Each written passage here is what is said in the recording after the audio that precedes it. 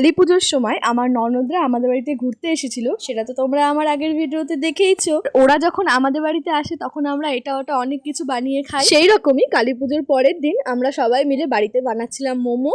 আর দেখো আমি প্রথমে কটা বানিয়েছি আর এদিকে মোমোর স্টাফিং দিয়ে ও কটা বানাচ্ছে।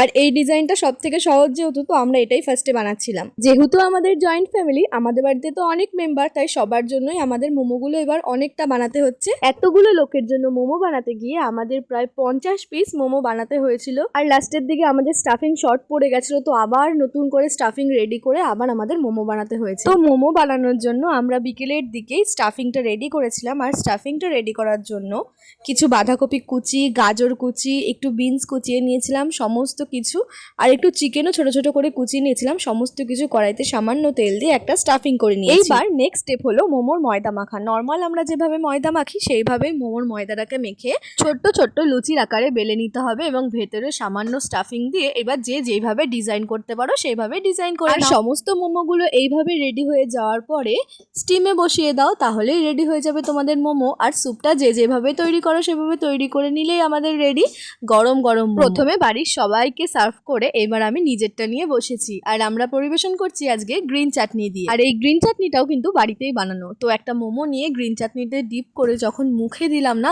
দারুণ খেতে হয়েছিল। মোমো তো আমার অল টাইম প্রিয়।